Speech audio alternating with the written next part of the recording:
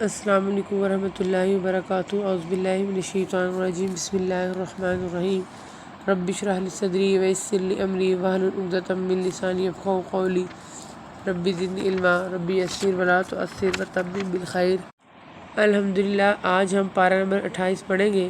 اس کا آغاز ہم سورۃ مجادلہ سے کرتے ہیں۔ بسم اللہ الرحمن الرحیم۔ یہ مدنی سورت ہے، اس میں 22 آیتیں اور 3 رکوع ہیں۔ آغاز ہوتا ہے، یقیناً اللہ تعالیٰ نے اس عورت کی بات سنی جو تجھ سے اپنے شوہر کے بارے میں تکرار کر رہی تھی اور اللہ کے آگے شکایت کر رہی تھی۔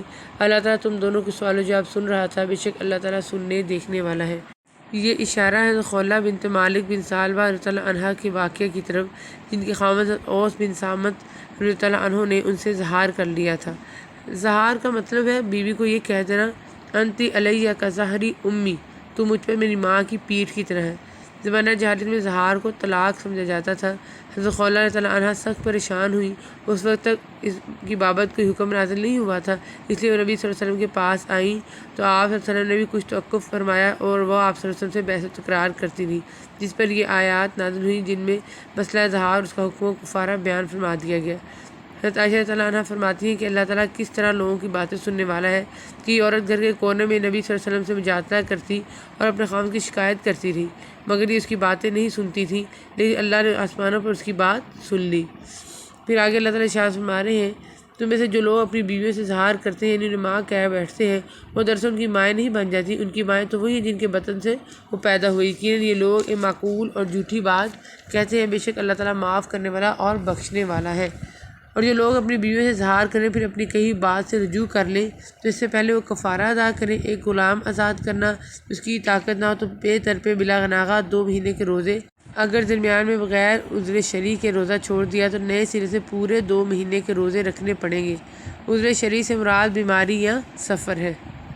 پھر اہل ایمان کو مخاطب کر کے کہا جا رہا ہے، اے ایمان والو، تم جب سرگوشی کرو تو یہ سرگوشیاں گناہ اور ظلم و زیادتی اور نافرمانی پیغمبر کی نہ ہوں، جس طرح یہود اور منافقین کا شیوہ ہے۔ یہ گویا اہل ایمان کو تربیت اور کردار سازی کے لیے کہا جا رہا ہے کہ اگر تم اپنے دعوی ایمان میں سچے ہو تو تمہاری سرگوشیاں یہود اور اہل نفاق کی طرح گناہ اور زیادتی پر نہیں ہونی چاہیے، بلکہ نیکی اور پرہیزگاری کی باتوں پر سرگوشی کرو اور اس سے اللہ سے ڈرتے رہو جس کے پاس تم سب جمع کیے جاؤ گے۔ بری سرگوشیاں پس شیطانی کام ہے جس سے ایمانداروں کو رنج پہنچے، اگو اللہ تعالیٰ کی اجازت کے بغیر وہ انہیں کوئی نقصان نہیں پہنچا سکتا، اور ایمان والوں کو چاہیے کہ اللہ تعالیٰ ہی پر بھروسہ رکھیں۔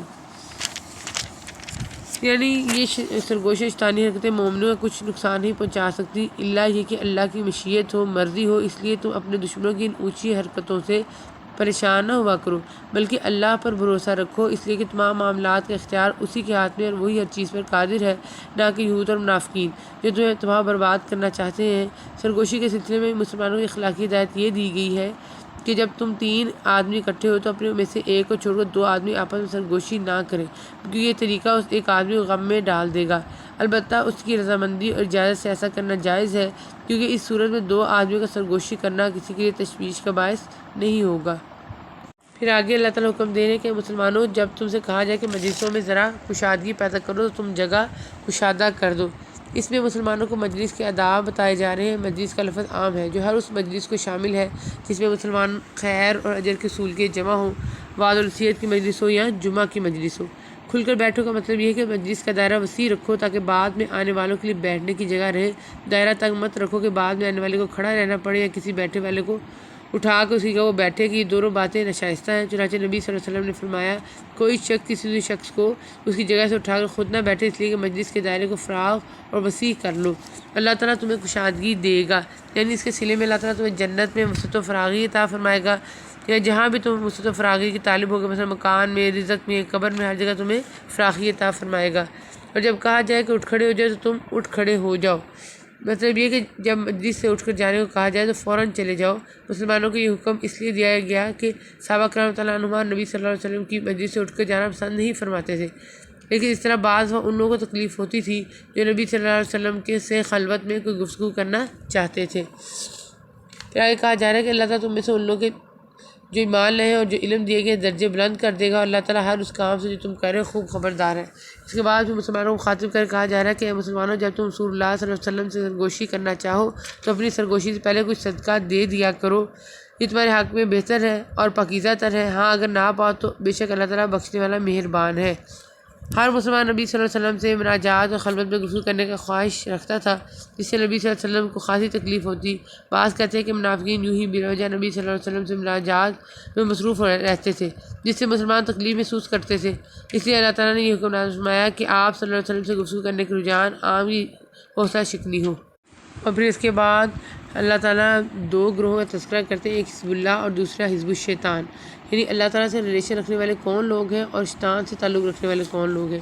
ارشاد ہوتا ہے کہ جس دن اللہ تعالیٰ ان سب کو اٹھا کھڑا کرے گا تو یہ جس طرح تمہارے سامنے قسمیں کھاتے ہیں، اللہ تعالیٰ کے سامنے بھی قسمیں کھانے لگیں گے اور سمجھیں گے کہ وہ بھی کسی دلیل پر ہے۔ یقین مانو کہ بے شک وہی جھوٹے ہیں۔ ان پر شیطان نے غلبہ حاصل کر لیا ہے اور انہیں اللہ کا ذکر بلا دیا۔ یہ شیطانی لشکر ہے، کوئی شک نہیں کہ شیطانی لشکر ہی خسارے والا ہے۔ پھر آگے کہا جا رہا ہے کہ اللہ تعالیٰ پر قیامت دن پر ایمان رکھنے والوں کو آپ اللہ اور اس کے رسول کی مخالفت کرنے والوں سے محبت رکھتے ہوئے ہرگز نہ پائیں گے۔ اس آیت میں اللہ تعالیٰ نے وضاحت فرمائی کہ جو ایمان باللہ اور ایمان بالآخرت میں کامل ہوتے ہیں وہ اللہ اور رسول صلی اللہ علیہ وسلم کے دشمنوں سے محبت اور تعلق خاطر نہیں رکھتے۔ گویا ایمان اور اللہ اور رسول صلی اللہ علیہ وسلم کے دشمنوں کی محبت اور نصرت ایک دل میں جمع نہیں ہو سکتے۔ آگے کہا جا رہا ہے گو وہ ان کے باپ یا ان کے بیٹے یا ان کے بھائی یا ان کے کنبہ قبیلے کے عزیز ہی کیوں نہ ہوں، اس لیے کہ ان کا ایمان ان کو ان کی محبت سے روکتا ہے، اور ایمان کی رعایت ابوت، بنوت، اخوت اور خاندان و برادری کی محبت و رعایت سے زیادہ اہم اور ضروری ہے، جو آتے صحابہ کرام تعالیٰ عنہ نے عملاً ایسا کر کے دکھایا۔ یہی وہ لوگ ہیں جن کے دلوں میں اللہ تعالیٰ نے ایمان کو لکھ دیا ہے اور جن کی تائید اپنی روح سے کی ہے، جنہیں ان جنتوں میں داخل کرے گا جن کے نیچے نہریں بہہ رہی ہیں، جہاں یہ ہمیشہ رہیں گے۔ اللہ ان سے راضی ہے اور یہ اللہ سے خوش ہے۔ یہ خدائی لشکر ہے، آگاہ رہو بے شک اللہ تعالیٰ کے گروہ والے ہی کامیاب لوگ ہیں۔ پھر سورہ حشر کا آغاز ہوتا ہے۔ بسم اللہ الرحمن الرحیم۔ مدنی صورت ہے اور اس میں 24 آیتیں اور 3 رکوع ہیں۔ کہا جا رہا ہے کہ وہی ہے جس نے اہل کتاب میں سے کافروں کو ان کے گھروں سے پہلے حشر کے وقت نکالا۔ یہ سورت یہود کے ایک قبیلے بنو نذیر کے بارے میں نازل ہوئی، اس لیے اسے سورۃ نذیر بھی کہتے ہیں۔ اللہ تعالیٰ کہہ کہ مدینہ کے اطراف میں یہودیوں کے 3 قبیلے آباد تھے، بنو نذیر، بنو قریظہ اور بنو قینقاع۔ ہجرت مدینہ کے بعد نبی صلی اللہ علیہ وسلم نے ان سے معاہدہ بھی کیا، لیکن یہ لوگ در پردہ سازشیں کرتے رہے اور کفار مکہ سے مسلمانوں کے خلاف رابطہ رکھا، حتیٰ کہ ایک موقع پر جب آپ صلی اللہ علیہ وسلم کے پاس گئے تو بنو نذیر نے رسول اللہ صلی اللہ علیہ وسلم پر اوپر سے ایک بھاری پتھر پھینک کر نعوذ باللہ آپ صلی اللہ علیہ وسلم کو مار ڈالنے کی سازش تیار کی، جس سے وحی کے ذریعے سے آپ صلی اللہ علیہ وسلم کو بروقت اطلاع کر دی گئی اور آپ صلی اللہ علیہ وسلم وہاں سے واپس تشریف لے آئے۔ ان کی اس عہد شکنی کی وجہ سے رسول اللہ صلی اللہ علیہ وسلم نے ان پر لشکر کشی کی۔ یہ چند دن اپنے قلعوں میں محصور رہے، بالآخر انہوں نے جان بخشی، اس میں جلا وطنی پر مادری کا اظہار کیا جسے رسول اللہ صلی اللہ علیہ وسلم نے قبول فرمایا۔ پھر کہا جا رہا ہے ان کا جو مال اللہ تعالیٰ نے اپنے رسول کے ہاتھ لگایا، جس پر نہ تو تم نے اپنے گھوڑے دڑائے ہیں اور نہ اونٹ، بلکہ اللہ تعالیٰ اپنے رسول کو جس پر چاہے غالب کر دیتا ہے اور اللہ تعالیٰ ہر چیز پر قادر ہے۔ بنو نذیر کا علاقہ جو مسلمان کے قبضے میں آیا مدینہ سے 3-4 میل کے فاصلے پر تھا، یعنی مسلمانوں کو اس کے لیے لمبا سفر کرنے کی ضرورت پیش نہیں آئی، یعنی اس میں مسلمانوں کو اونٹ اور گھوڑے دوڑانے نہیں پڑے، اسی طرح لڑنے کی بھی نوبت نہیں آئی اور صلح کے ذریعے سے علاقہ فتح ہو گیا، یعنی اللہ نے اپنے رسول صلی اللہ علیہ وسلم کو بغیر لڑے ان پر غالب فرما دیا۔ اس لیے یہاں سے حاصل کرنے والے مال کو فے قرار دیا گیا، جس کا حکم غنیمت سے مختلف ہے۔ گویا وہ مال فے ہے جو دشمن بغیر لڑے چھوڑ کر بھاگ جائیں، صلح کے ذریعے سے حاصل ہو، اور جو مال باقاعدہ لڑائی اور غلبہ حاصل کرنے کے بعد ملے وہ غنیمت ہے۔ پھر اسلامک کانسٹیٹیوشن کی ایک امپورٹنٹ دفعہ کو ڈسکرائب کیا گیا ہے، اور تمہیں جو کچھ رسول دے لے لو اور جس سے روکے رک جاؤ۔ پھر آگے اللہ تعالیٰ ارشاد فرما رہے ہیں کہ فے کا مال ان مہاجر مسکینوں کے لیے جو اپنے گھروں سے اپنے مالوں سے نکال دیے گئے ہیں، وہ اللہ کے فضل اس کی رضامندی کے طلبگار ہیں اور اللہ تعالیٰ کی اور اس کے رسول کی مدد کرتے ہیں، یہی راست باز لوگ ہیں۔ اس میں مال فے کا ایک صحیح ترین مصرف بیان کیا گیا ہے اور ساتھ ہی مہاجرین کی فضیلت، ان کے اخلاق، ان کی راست بازی کی وضاحت ہے، جس کے بعد ان کے ایمان میں شک کرنا گویا قرآن پاک کا انکار ہے۔ پھر اس کے بعد آتا ہے کہا جا رہا ہے کہ ان کے لیے جنہوں نے اس گھر میں یعنی مدینہ اور ایمان میں ان سے پہلے جگہ بنا لی ہے، یعنی ان سے مراد انصار ہے اور اپنی طرف ہجرت کر کے آنے والوں سے محبت کرتے ہیں، مہاجرین کو جو کچھ دے دیا جائے اس میں وہ اپنے دلوں میں کوئی تنگی محسوس نہیں کرتے، بلکہ خود اپنے اوپر انہیں ترجیح دیتے ہیں، گو خود کو کتنی سخت حاجت ہو۔ بات یہ ہے کہ جو بھی اپنے نفس کے بخل سے بچایا گیا وہی کامیاب اور بامراد ہے۔ حدیث میں آتا ہے کہ بخل سے بچو، اس حرص سے نفس نے ہی پہلے لوگوں کو ہلاک کیا، اسی نے انہیں خون ریزی پر آمادہ کیا اور انہیں محارم کو حلال کر لیا۔ پھر منافقین کی 2 طرفہ پالیسیوں کا تذکرہ آ جاتا ہے۔ پھر اہل ایمان کو خطاب کر کے انہیں واعظ کیا جا رہا ہے کہ اے ایمان والو، اللہ تعالیٰ سے ڈرتے رہو، اللہ تعالیٰ سے ڈرنے کا مطلب ہے کہ اس نے جن چیزوں کے کرنے کا حکم دیا انہیں بجا لاؤ، جن سے روکا ہے ان سے رک جاؤ۔ آیت میں بطور تاکید 2 مرتبہ فرمایا کیونکہ تقویٰ اللہ کا خوف ہی انسان کو نیکی کرنے پر، برائی سے اجتناب پر آمادہ کرتا ہے اور ہر شخص دیکھ بھال لے کہ کل قیامت کے واسطے اس نے اعمال کا کیا ذخیرہ بھیجا ہے، اور ہر وقت اللہ سے ڈرتے رہو۔ اللہ تعالیٰ تمہارے سب اعمال سے باخبر ہے، اور تم ان لوگوں کی طرح مت ہو جانا جنہوں نے اللہ کے احکام کو بھلا دیا اور اللہ نے بھی انہیں اپنی جانوں سے غافل کر دیا، اور ایسے لوگ نافرمان فاسق ہوتے ہیں۔ یعنی اللہ تعالیٰ نے بطور جزا انہیں ایسا کر دیا کہ وہ ایسے عملوں سے غافل ہو گئے جن میں ان کا فائدہ تھا اور جن کے ذریعے سے وہ اپنے نفسوں کو عذاب الہی سے بچا سکتے تھے۔ یوں انسان خدا فراموشی سے خود فراموشی تک پہنچ جاتا ہے۔ اس کی عقل اس کی صحیح رہنمائی نہیں کرتی، آنکھیں اس کو حق کا راستہ نہیں دکھاتی، اس کے کان حق کے سننے سے بہرے ہو جاتے ہیں۔ رزلٹ کے طور پر اس سے ایسے کام سرزد ہوتے ہیں جس میں اس کی اپنی تباہی و بربادی ہوتی ہے۔ پھر قرآن پاک کی عظمت کو بیان کیا جا رہا ہے کہ اگر ہم اس قرآن پاک کو کسی پہاڑ پر اتارتے، یعنی پہاڑ میں فہم و ادراک کی وہ صلاحیت پیدا کر دیتے جو ہم نے انسان کے اندر پیدا کر رکھی ہے، تو دیکھتا ہے خوف الہی سے پس ہو کر ٹکڑے ٹکڑے ہو جاتا۔ ہم ان مثالوں کو لوگوں کے سامنے بیان کرتے ہیں تاکہ وہ غور و فکر کریں، یعنی قرآن کے مواعظ سے نصیحت حاصل کریں اور زواجر کو سن کر نافرمانی سے اجتناب کریں۔ بعض کہتے ہیں اس آیت میں نبی صلی اللہ علیہ وسلم سے خطاب ہے کہ ہم نے آپ صلی اللہ علیہ وسلم پہ قرآن مجید نازل کیا جو ایسی عظمت شان کا حامل ہے کہ اگر ہم اس سے کسی پہاڑ پر نازل کرتے تو ریزہ ہو جاتا، لیکن یہ آپ صلی اللہ علیہ وسلم پر ہمارا احسان ہے کہ ہم نے آپ صلی اللہ علیہ وسلم کو اتنا قوی اور مضبوط کر دیا کہ آپ صلی اللہ علیہ وسلم نے اس چیز کو برداشت کر لیا جس کو برداشت کرنے کی طاقت پہاڑوں میں بھی نہیں ہے۔ اس کے بعد اللہ تعالیٰ اپنے اسماء الحسنہ کے ساتھ صفات بیان کر رہے ہیں، اور اللہ تعالیٰ کا ہر اسم اپنے اندر ایک وسیع معنی رکھتا ہے۔ پھر سورہ ممتحنہ کا آغاز ہو جاتا ہے۔ یہ مدنی صورت ہے، اس میں 13 آیتیں اور 2 رکوع ہے۔ بسم اللہ الرحمن الرحیم۔ آغاز میں کہا جا رہا ہے کہ اے وہ لوگ جو ایمان لائے ہو، میرے اور خود اپنے دشمنوں کو اپنا دوست نہ بناؤ۔ کفار مکہ اور نبی صلی اللہ علیہ وسلم کے درمیان حدیبیہ میں جو معاہدہ ہوا تھا، اہل مکہ نے اس کی خلاف ورزی کی، اس لیے رسول اللہ صلی اللہ علیہ وسلم نے بھی مسلمانوں کو خفیہ طور پر لڑائی کی تیاری کا حکم دیا۔ حضرت حاتم بن ابی بلتع رضی اللہ عنہ ایک مہاجر بدری صحابی تھے جن کی قریش کے ساتھ کوئی رشتہ داری نہیں تھی، لیکن ان کے بیوی بچے مکے میں ہی تھے۔ انہوں نے سوچا کہ میں قریش مکہ کو آپ صلی اللہ علیہ وسلم کی تیاری کی اطلاع کر دوں تاکہ اس احسان کے بدلے میرے بیوی بچوں کا خیال رکھیں۔ چنانچہ انہوں نے ایک عورت کے ذریعے یہ پیغام تحریری طور پر اہل مکہ کی طرف روانہ کر دیا، جس کی اطلاع بذریعہ وحی نبی صلی اللہ علیہ وسلم کو کر دی۔ چنانچہ آپ صلی اللہ علیہ وسلم نے حضرت علی، حضرت مقداد اور زبیر رضی اللہ عنہم کو فرمایا کہ جاؤ، روضہ خاک پر ایک عورت ہوگی جو مکہ جاری ہوگی، اس کے پاس ایک رکعہ وہ لے آؤ۔ چنانچہ وہ حضرات گئے اور اس سے یہ رکوع لے آئے جس نے اس سر کے بالوں میں چھپا رکھا تھا۔ آپ صلی اللہ علیہ وسلم نے حاتم رضی اللہ عنہ سے پوچھا یہ تم نے کیا کیا؟ انہوں نے فرمایا کہ میں نے یہ کام کفر و ارتداد کی بنا پر نہیں کیا، بلکہ اس کی وجہ صرف یہ ہے کہ دیگر مہاجرین کے رشتہ دار مکے میں موجود ہیں اور جن کی بال بچوں کی حفاظت کرتے ہیں، میرا وہاں کوئی رشتہ دار نہیں ہے، تو میں نے سوچا کہ میں اہل مکہ کو کچھ اطلاع دوں تاکہ وہ میرے احسان مند رہیں، میرے بچوں کی حفاظت کریں۔ آپ صلی اللہ علیہ وسلم نے ان کی سچائی کی وجہ سے انہیں کچھ نہیں کہا، تاہم اللہ تعالیٰ نے تنبیہ کے طور پہ آیات نازل فرمائی تاکہ آئندہ کوئی مومن کسی کافر کے ساتھ اس طرح کا تعلق مودت قائم نہ کرے۔ پھر کہا جا رہا ہے کہ مسلمانوں تمہارے لیے حضرت ابراہیم میں ان کے ساتھیوں میں بہترین نمونہ ہے، یعنی کفار سے عدم موالات کے مسئلے کی توضیح کے لیے حضرت ابراہیم علیہ السلام کی مثال دی جا رہی ہے، جبکہ ان سب نے اپنی قوم سے برملا کہہ دیا کہ ہم تم سے اور جن کی تم اللہ کے سوا عبادت کرتے ہو ان سب سے بالکل بیزار ہیں، ہم تمہارے عقائد کے منکر ہیں، جب تک تم اللہ کی وحدانیت پر ایمان نہ لاؤ ہم میں تم میں ہمیشہ کے لیے بغض و عداوت ظاہر ہوگی۔ لیکن ابراہیم علیہ السلام کی اتنی بات تو اپنے باپ سے ہوئی تھی کہ میں تمہارے استغفار ضرور کروں گا اور تمہارے لیے مجھے اللہ کے سامنے کسی چیز کا اختیار کچھ بھی نہیں۔ اے ہمارے پروردگار، تجھی پر ہم نے بھروسہ کیا، تیری طرف رجوع کرتے ہیں اور تیری طرف لوٹنا ہے۔ اور پھر کہا جا رہا ہے کہ مسلمان اور کافر کے درمیان نکاح جائز نہیں ہے، اس کے متعلق ایک پورا قانون جو ہے وہ نازل کیا گیا ہے۔ پھر اس بیعت کا تذکرہ آتا ہے جو نبی صلی اللہ علیہ وسلم عورتوں سے لیا کرتے تھے۔ اے پیغمبر، جب مسلمان عورتیں آپ سے ان باتوں پر بیعت کرنے آئیں کہ وہ اللہ کے ساتھ کسی شریک نہ کریں گی، چوری نہ کریں گی، زناکاری نہ کریں گی، اپنی اولاد کو نہ مار ڈالیں گی، نہ کوئی ایسا بہتان نہ باندھیں گی جو خود اپنے ہاتھوں پیروں کے سامنے گھڑ لیں، کسی نیک کام میں تیری بے حکمی نہ کریں گی۔ پھر سورۃ صف کا آغاز ہوتا ہے۔ بسم اللہ الرحمن الرحیم۔ یہ مدنی صورت ہے، اس میں 14 آیتیں اور 2 رکوع ہیں۔ اس کی شان نزول میں آتا ہے کچھ صحابہ رضی اللہ عنہم آپس میں بیٹھے کہہ رہے تھے کہ اللہ کو جو سب سے زیادہ پسندیدہ عمل ہے وہ رسول اللہ صلی اللہ علیہ وسلم سے پوچھنے چاہیے تاکہ ان پر عمل کیا جا سکے، لیکن آپ صلی اللہ علیہ وسلم کے پاس جانے کی اور پوچھنے کی جرات کوئی نہ کر رہا تھا۔ اس پر اللہ تعالیٰ نے یہ صورت نازل فرمائی۔ کہا جا رہا ہے کہ اے ایمان والو، تم وہ بات کیوں کہتے جو کرتے نہیں، تم جو کرتے نہیں اس کا کہنا اللہ تعالیٰ کو سخت ناپسند ہے۔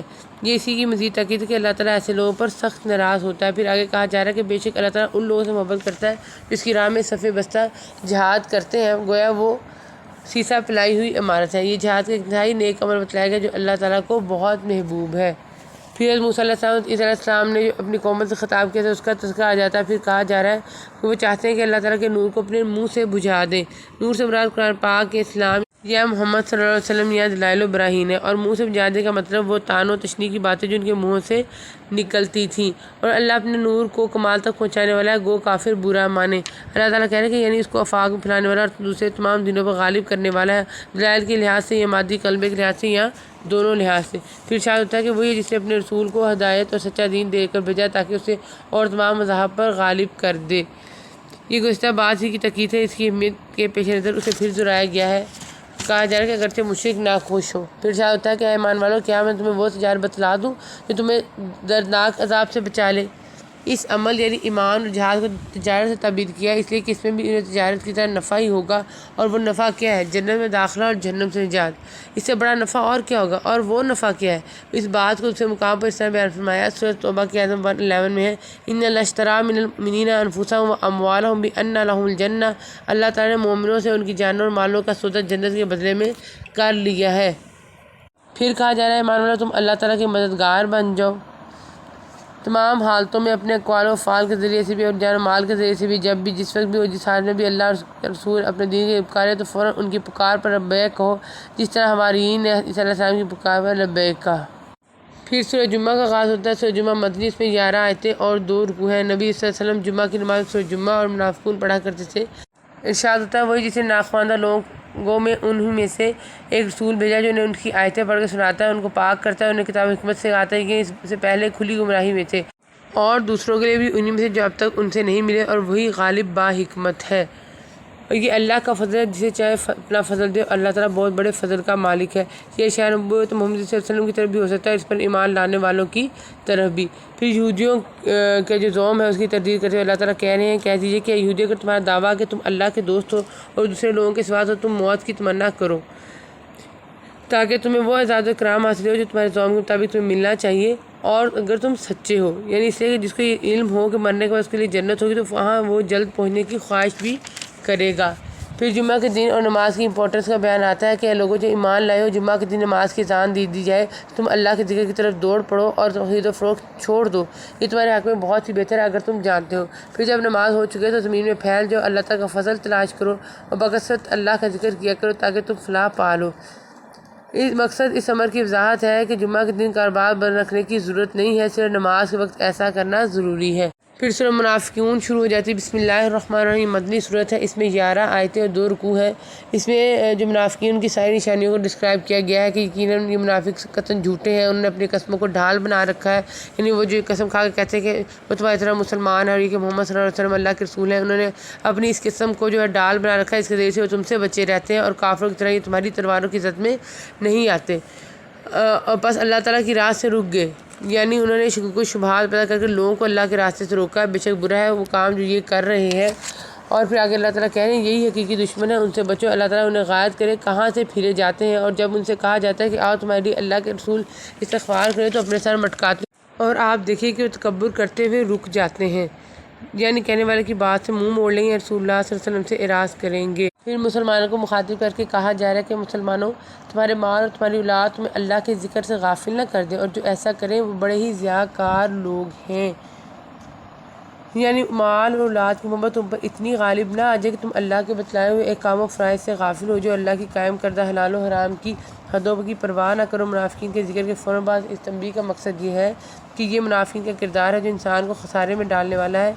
اہل ایمان کا کردار اس کے برعکس ہوتا ہے، اور وہ یہ ہے کہ وہ ہر وقت اللہ کو یاد رکھتے ہیں، یعنی اس کے احکام و فرائض کی پابندی اور حلال و حرام کی تمیز کرتے ہیں۔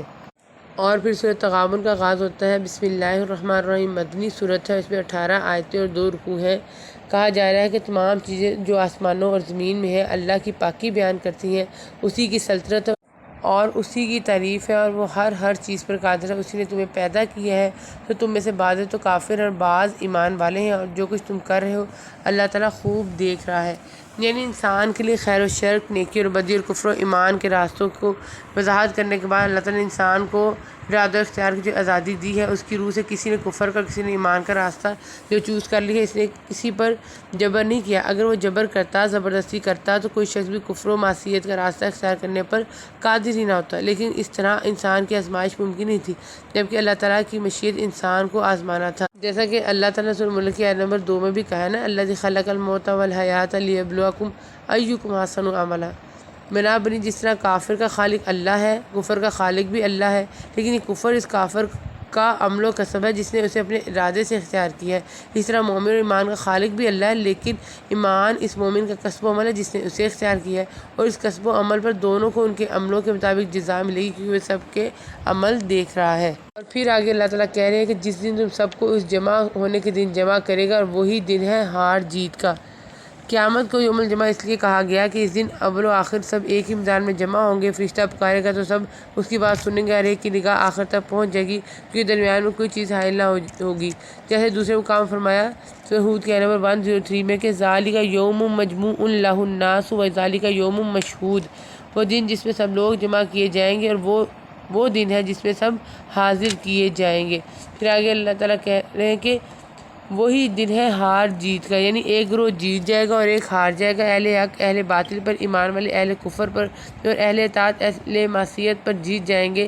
سب سے بڑی جیت اہل ایمان کو یہ حاصل ہوگی کہ وہ جنت میں داخل ہو جائیں گے، اور وہاں ان گھروں کے بھی وہ مالک بن جائیں گے جو جہنمیوں کے لیے تھے، اگر وہ جہنم میں جانے والے کام نہ کرتے۔ اور سب سے بڑی ہار جہنمیوں کے حصے میں آئے گی جو جہنم میں داخل ہوں گے، جنہوں نے خیر کو شر سے، عمدہ چیز کو ردی سے، اور نعمتوں کو عذاب سے بدل دیا۔ غبن کے معنی نقصان اور خسارے کے بھی ہیں، یعنی نقصان کا دن۔ اس دن کافروں کو تو خسارے کا احساس ہوگا ہی، اہل ایمان کو بھی اس اعتبار سے خسارے کا احساس ہوگا کہ انہوں نے اور زیادہ نیکیاں کر کے مزید درجات کیوں نہ حاصل کیے۔ پھر آگے کہا جا رہا ہے کہ تمہارے مال اور اولاد تو سراسر تمہاری آزمائش ہیں، اور بہت بڑا اجر اللہ کے پاس ہے۔ یعنی جو تمہیں کسب حرام پر اکساتے اور اللہ کے حقوق ادا کرنے سے روکتے ہیں، بس اس آزمائش میں تم اس وقت سرخرو ہو سکتے ہو جب تم اللہ کی معصیت میں اس کی اطاعت نہ کرو۔ بس جہاں تک تم سے ہو سکے اللہ سے ڈرتے رہو، اور سنتے اور مانتے چلے جاؤ، اور اللہ کی راہ میں خیرات کرتے رہو جو تمہارے لیے بہتر ہے، اور جو شخص اپنے نفس کی حرص سے محفوظ رکھا جائے وہی کامیاب ہے۔ اگر تم اللہ کو اچھا قرض دو گے تو یعنی اس کی راہ میں خرچ کرو گے تو اسے تمہارے لیے بڑھاتا جائے گا اور تمہارے گناہ بھی معاف فرما دے گا۔ اللہ بڑا قدردان، بڑا بردبار ہے۔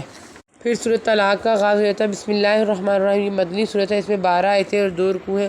آغاز میں کہا جا رہا ہے کہ نبی اپنی امت سے کہو کہ جب تم اپنی بیویوں کو طلاق دینا چاہو تو ان کی عدت کے دنوں کے آغاز میں انہیں طلاق دو، یعنی اس میں طلاق دینے کا طریقہ اور وقت بتلایا گیا ہے، اور عدت کا حساب رکھو، یعنی اس کی ابتدا اور انتہا کا خیال رکھو تاکہ عورت کے بعد نکاح ثانی کر سکے۔ اگر تم ہی رجوع کرنا چاہو پہلی اور دوسری طلاق کی صورت میں تو عدت کے اندر رجوع کر سکو، اور اللہ تعالیٰ سے جو تمہارا پروردگار ہے ڈرتے رہو، نہ تم انہیں ان کے گھروں سے نکالو، یعنی طلاق دیتی عورت کو اپنے گھر سے مت نکالو بلکہ عدت تک اسے گھر میں رہنے دو، اور اس وقت تک رہائش اور نفقہ تمہاری ذمہ داری ہے، اور نہ وہ خود نکلیں، یعنی عدت کے دوران خود عورت بھی گھر سے بالکل نکلنے سے بچے، الا یہ کہ کوئی بہت ہی ضروری معاملہ ہو۔ پھر آگے کہا جا رہا ہے اور حاملہ عورتوں کی عدت ان کے وضع حمل ہے۔ ساتھ ہی اللہ تعالیٰ کہہ رہے ہیں تم اپنی طاقت کے مطابق جہاں تم رہتے ہو وہاں ان طلاق والی عورتوں کو رکھو، یعنی متعلقہ رجیہ کو، اس لیے کہ متعلقہ بائنہ کے لیے تو رہائش و نفقہ ضروری ہی نہیں ہے، جیسا کہ پیچھے بھی گزر چکا ہے۔ اپنی طاقت کے مطابق رکھنے کا مطلب ہے کہ اگر مکان فراخ ہو اور اس میں بہت سے کمرے ہوں تو ایک کمرہ اس کے لیے مخصوص کر دیا جائے، یا بصورت دیگر اپنا کمرہ اس کے لیے خالی کر دے۔ اس میں حکمت یہ ہے کہ قریب رہ کر عدت گزارے تو شاید خاوند کا دل نرم پڑ جائے اور رجوع کرنے کی رغبت اس کے دل میں پیدا ہو جائے، خاص طور پر اگر بچے بھی ہوں تو یہ رغبت اور رجوع کا قوی امکان ہے۔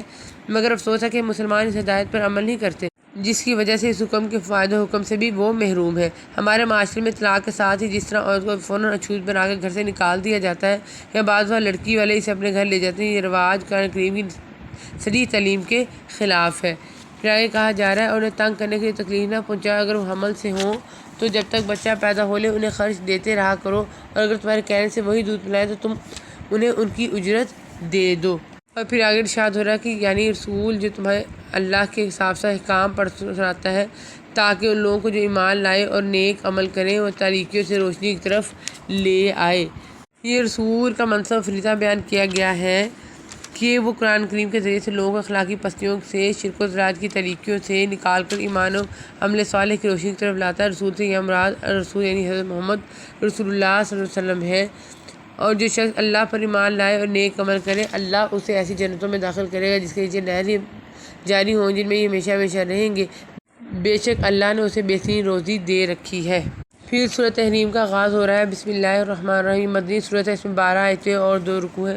اللہ تعالیٰ کہہ رہے ہیں کہ نبی، جس چیز کو اللہ نے آپ کے لیے حلال کر دیا اسے آپ کیوں حرام کرتے ہیں؟ کیا آپ اپنی بیویوں کی رضامندی حاصل کرنا چاہتے ہیں؟ اور اللہ بخشنے والا رحم کرنے والا ہے۔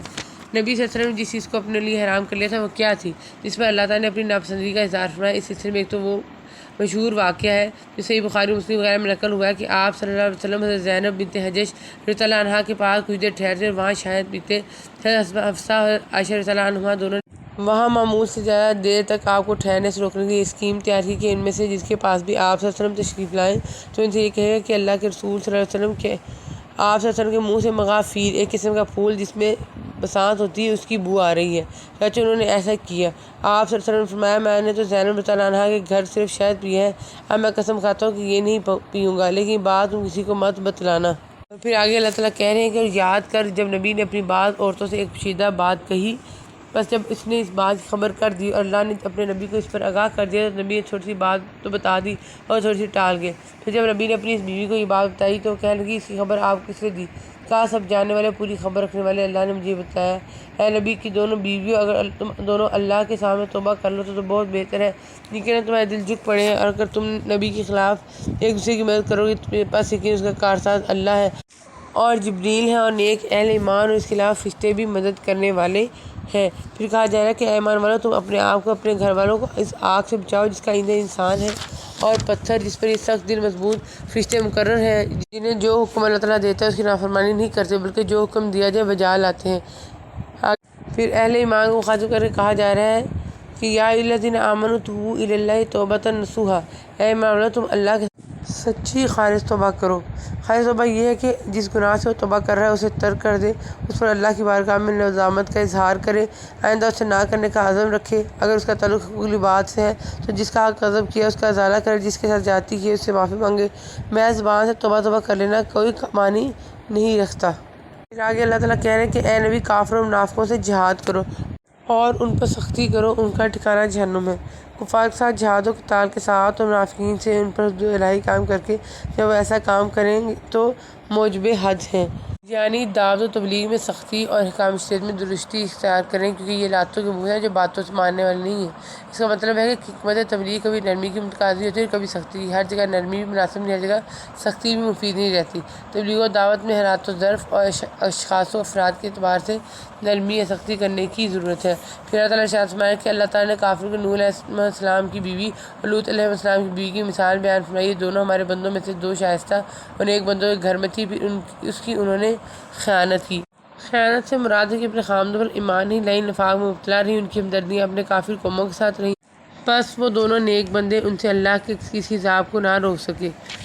یعنی یہ کہا جا رہا ہے کہ یہ دونوں اس باوجود کہ وہ اللہ کے پیغمبر تھے جو اللہ کے مقرر ترین بندوں میں سے ہوتے ہیں، اپنی بیویوں کو اللہ کے عذاب سے نہیں بچا سکے، اور حکم دے دیا گیا کہ اے عورتوں، دوزخ میں جانے والوں کے ساتھ تم دونوں بھی چلی جاؤ۔ یہ انہیں قیامت دن کہا جائے کہ یا موت کو انہیں کہا گیا کہ کافروں کی مثال بطور خاص یا ذکر کرنے سے مقصود ازواج مطہرات کو تنبیہ کرنا ہے کہ بے شک اس رسول کے حرم کی زینت ہے، جو تمام مخلوق میں سب سے زیادہ بہتر، لیکن انہیں یاد رکھنا چاہیے کہ اگر انہوں نے رسول کی مخالفت کی یا انہیں تکلیف پہنچائی تو وہ بھی اللہ کی گرفت میں آ سکتی ہے، اگر ایسا ہوگا تو پھر کوئی ان کو بچانے والا نہیں ہوگا۔ پھر کہہ رہے ہیں کہ اور اللہ تعالیٰ نے ایمان والوں کے لیے فرعون کی بیوی کی مثال بیان فرمائی، جبکہ اس نے دعا کی کہ اے میرے رب، میرے لیے اپنے پاس جنت میں مقام بنا اور مجھے فرعون سے اس کے عمل سے بچا اور مجھے ظالم لوگوں سے خلاصی دے۔ یعنی ان کی ترغیب، ثبات قدمی، استقامت فی الدین اور شدائد میں صبر کے لیے بتایا جا رہا ہے کہ نیز یہ بتلانے کے لیے کفر کی سہولت و شوکت ایماندار والوں کا کچھ نہیں بگاڑ سکتی، جیسے فرعون کی بیوی ہے جو اپنے وقت کے سب سے بڑے کافر کے تحصیل لیکن اپنی بیوی کو ایمان سے نہیں روک سکا۔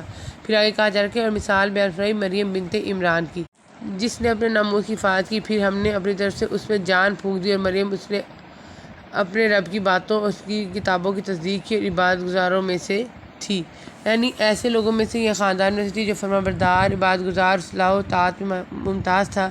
آخر میں ہم آج کی دعا دیکھ لیتے ہیں جو کہ سورہ حشر کی آیت نمبر 10 میں ہے۔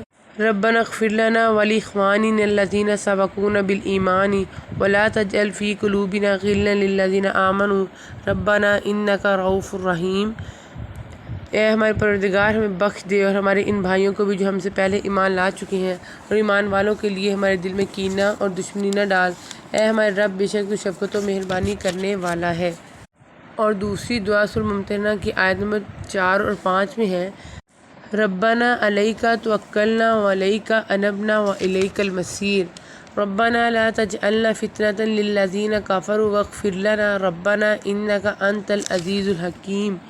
اے ہمارے پروردگار، تجھی پر ہم نے بھروسہ کیا ہے اور تیری طرف رجوع کرتے ہیں اور تیری طرف لوٹنا ہے۔ اے ہمارے رب، تو ہمیں کافروں کی آزمائش میں نہ ڈال، اور اے ہمارے پالنے والے، ہماری خطاؤں کو بخش دے، بے شک تو ہی غالب حکمت والا ہے۔ وآخر دعوانا ان الحمد للہ رب العالمین۔